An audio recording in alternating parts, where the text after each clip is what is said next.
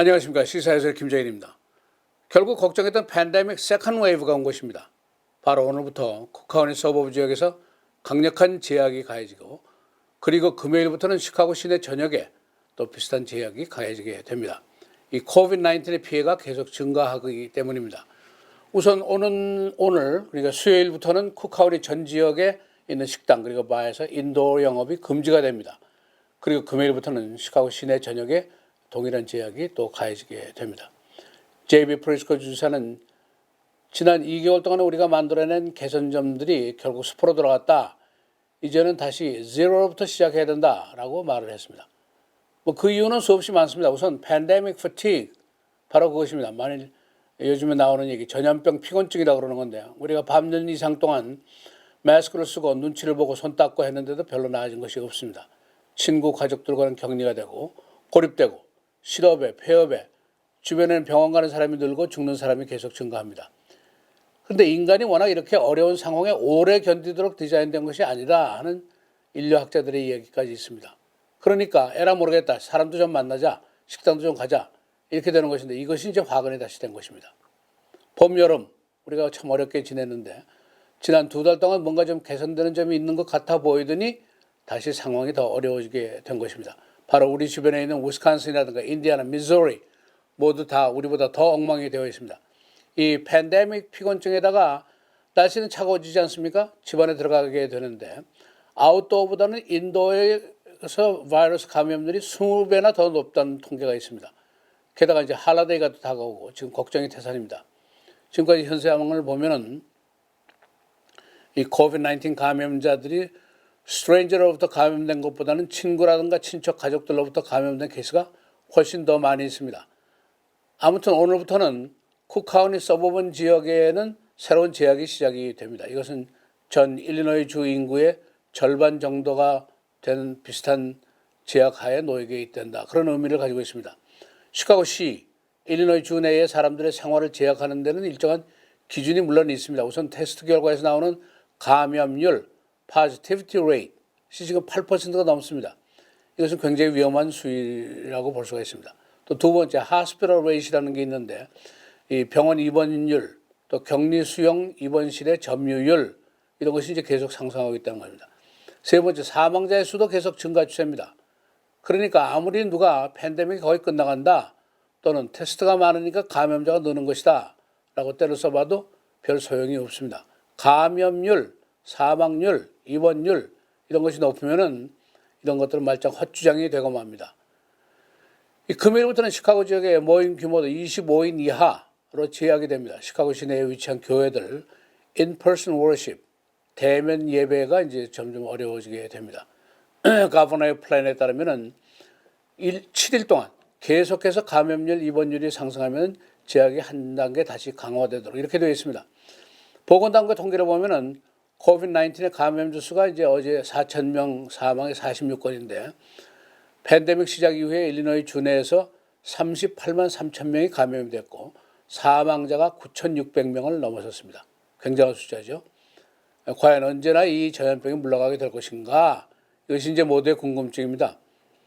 그런데 방역 당국의 의견은 내년도 중반부나 돼야 될 것이다. 이런 견해가 제일 많습니다. 그렇다면은 새해가 와도 춘삼월이 다 지나고 여름의 문턱에 가서야 겨우 백신이 다 보급이 되고 전염병의 고삐가 잡힐 것이다.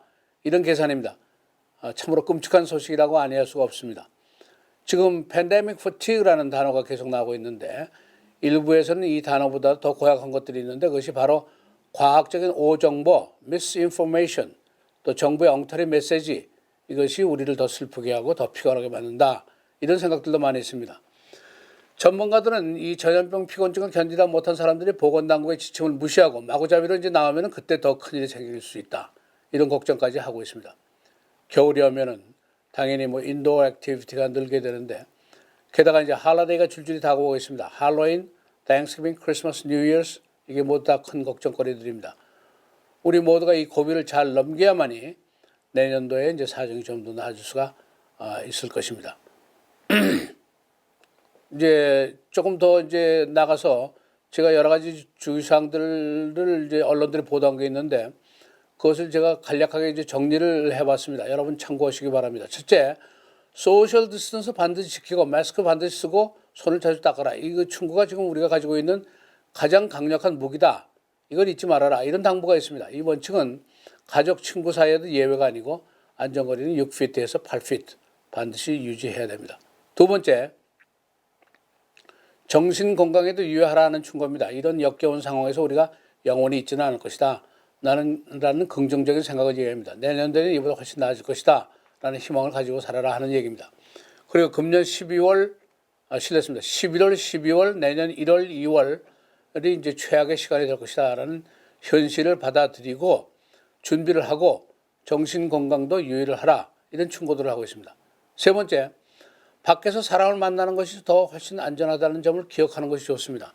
그런데 이것도 완벽한 방법은 물론 아닙니다. 만날 사람들은 있으면은 아웃도어에서 만나가 꼭 필요한 경우가 아니면 인도어로 들어가지 말라 이런 얘기가 있는데 이것도 잘 지키기가 어렵겠죠. 네 번째, 친지 가족들을 만날 때 지혜롭게 하라는 충고입니다. 코비드-19 감염이 그 포멀 세팅에서 스트레인저를 만나는 것보다는 informal gathering에서 가족과 친구들을 만나서 감염되는 것이 더 많습니다. 그리고 꼭 여행을 해야 될 경우에는 난 모르는 사람과 접촉도 물론 금물입니다. 다섯 번째, 여러 이제 할러데이가 시작이 되는데 즐기되 조심성 있게 해라 하는 충고입니다. 친지 가족들 중에서도 꼭 직접 만나도 되지 않는다면은 줌 미팅을 할 수도 있다. 그런 충고까지 하고 있습니다. 땡스기빙, 크리스마스 가족 모임을 그렇게 하는 것도 생각을 해보라 하는 어드바이스도 있습니다. 여섯 번째, 모든 면에서 주의 깊게 처신하고 이번 가을과 겨울이 가장 터프하다는 것을 현실적으로 인식을 하고 행동을 하라 이런 충고입니다. 미국 내 사망자가 지금 21만 8천 명 그리고 서바이벌을 한 사람들 중에서도 아주 여러 가지 후유증으로 고생하는 사람들이 많습니다. 이 충고의 가장 중요한 캐치프레이즈는 다른 것이 아니고 헝크다운, 당분간 어쩔 수 없습니다. 그리고 백두산 곰처럼 참을성을 가져야 된다는 얘기입니다. 이 로컬 언론에 따르면 시카고 지역의 식품점들이 지난 봄처럼 다시 생필품 재고를 쌓기 시작했습니다. 토일렛 페이퍼라든가 캔푸드, 핸드 세니테이저 이런 걸 잔뜩 준비하고 있는데 장사하는 사람들의 본능이 제일 빠르고 정확하다는 것을 상기하는 것이 좋겠다 하는 얘기도 있습니다. 이렇게 우리 삶이 곤고한데 정부와 의회 여전히 경기 부양 자금을 놓고 정치판 싸움을 계속하고 있습니다. 우리 직장이 떨어지고 가게가 문을 닫고 실업수당이 바닥이 나고 그래도 구제기금은 아직도 워싱턴의 금고에 그냥 머물러 있습니다.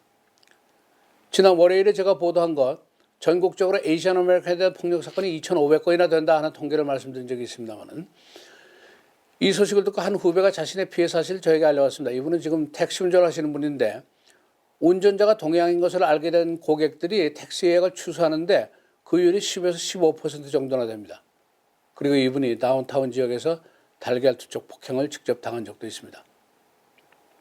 바로 이분은 얼마 전까지만 해도 식당 사장님이었었는데 팬데믹 사태 이후에 폐업을 하고 생계를 위해서 지금 택시 운전을 하고 있습니다. 이렇게 우리의 삶이 공고함이 이중적, 삼중적 고통을 지금 당하고 있습니다. CNN은 우리를 보고 원투 펀치를 맞고 있다 이렇게까지 얘기했습니다. 그래도 여러분 오늘은 용기를 잃지 말고 모두 열심히 살아가는 것이 좋습니다. 우리가 누굽니까?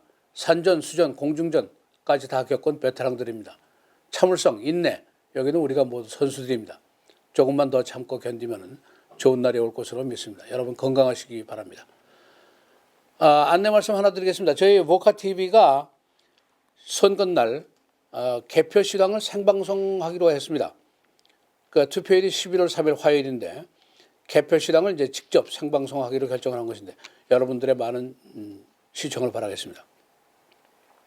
이 개표 생방송은 K-라디오 그리고 시카고 타임스와 공동으로 함께 실시를 합니다. 이 투표가 끝나고 저녁 7시인데 9시 사이에 한 2시간 정도 이제 방송을 할 예정인데 이 2시간 안에 당락이 결정이 안 될 수도 있습니다. 그러나 이 복잡한 상황을 어느 정도 분석할 수 있는 시간이고 매우 이례적이고 매우 미묘한 개표 시장이 전개될 것으로 예상이 됩니다. 여러분 많이 시청해 주시기 바랍니다. 이 특별방송의 취재 또 방송은 저희가 시민기자단을 구성을 했습니다. 이 시민기자단은 간호사, 사무직, 사업인, 교사, 의사, 성직자, PhD 등 각계의 시민들이 이제 구성이 되어 있는데 주로 봉사, 섬김의 뜻이 있는 분들만으로 구성을 했습니다.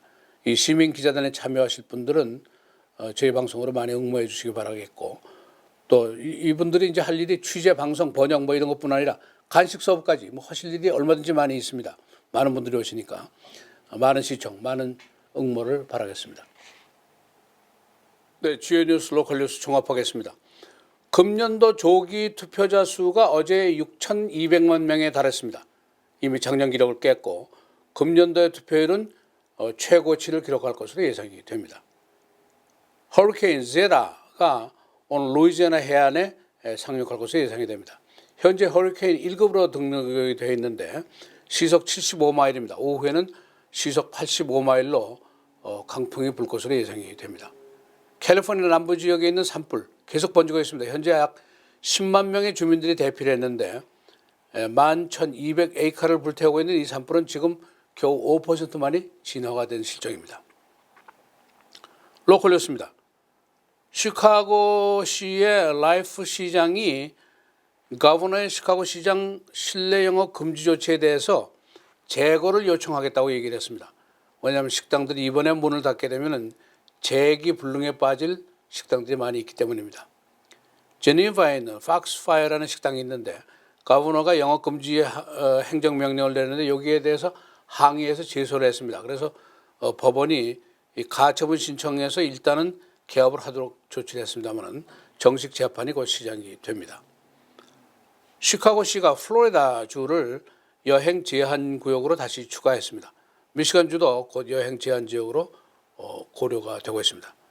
안내 말씀 다시 드리겠습니다. 11월 3일 저녁 투표하는 날 7시에서 9시 사이에 2시간 동안 저희 방송이 대선 개표시장을 생방송으로 중계하겠습니다. 많이 기대해 주시고 많이 시청해 주시기 바랍니다. 저는 금요일에 다시 뵙겠습니다. 안녕히 계십시오.